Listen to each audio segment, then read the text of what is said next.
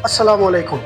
मेरा नाम शेख खलीलुर रहमान है और आज की इस शॉर्ट सी वीडियो में मैं दोबारा से ईरान और अमेरिका के जो इस वक्त कॉन्फ्लिक्ट चल रहा है, मैं उस हवाले से बात करने की कोशिश करूँगा। इस वीडियो को पूरा ज़रूर देखिएगा।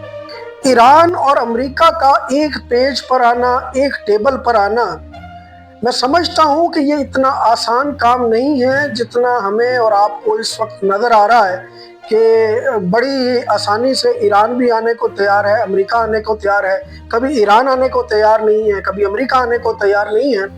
बहरहाल दोनों ही जानिब से इस जंग को ख़त्म करने की कोशिशें सामने नज़र आ रही हैं। सबसे पहले तो इसमें क्रेडिट पाकिस्तान को जाता है, जो कोशिशें पाकिस्तान सिफारती लिहाज से पूरी दुनिया के अंदर कर रहा है।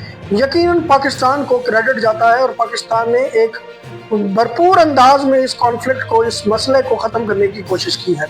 लेकिन ये मसला इतना आसान नहीं है कि आज हमने कहा और कल ख़त्म हो गया। फ़िलहाल तक जंग बंदी है, लेकिन दूसरी तरफ से ब्लॉकेड का ऐलान है। फ़िलहाल तक जंग बंदी है, लेकिन ईरान जो है वो स्ट्रेट ऑफ हार्मूज को छोड़ने के लिए तैयार नहीं है। तो इन दोनों को एक पेज पे लाना और इस जंग को ख़त्म करना इतना आसान नहीं है। ये एक तवील जंग है, बहुत अरसे की जंग है, और इतनी बड़ी जंग को यकमुक्त ख़त्म कर देना इतना आसान नहीं है। अब तो ये जंग पीक को पहुंची है। इसराइल ने जो कुछ गाज़ा में किया वो सारी दुनिया देख रही है। ईरान उस पर कंप्रोमाइज़ करने को तैयार नहीं है। दूसरी जानिब से अमेरिका इस वक्त जो मैं समझता हूँ वो स्ट्रेट ऑफ हार्मूज को कंट्रोल करने की कोशिश कर रहा है। मैंने अपनी आखिरी वीडियो में ब्लॉकेड को डिस्कस किया था, शायद आप लोगों ने देखी हो। अगर नहीं देखी तो उसको भी ज़रूर देखिएगा।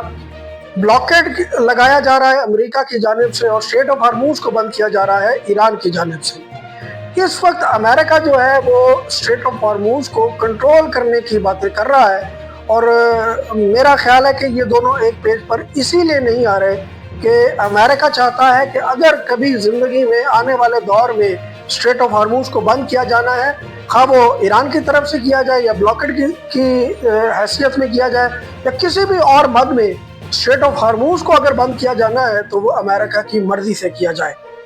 मेरा ख्याल ये है कि इस वक्त ये सारा कॉन्फ्लिक्ट इस पेज पर आकर अड़ा हुआ है। दूसरी बात जो है वो ईरान की जाती है कि अमेरिका कह रहा है कि ईरान को हर सूरत किसी भी हाल में न्यूक्लियर वेपन बनाने की इजाज़त नहीं देंगे।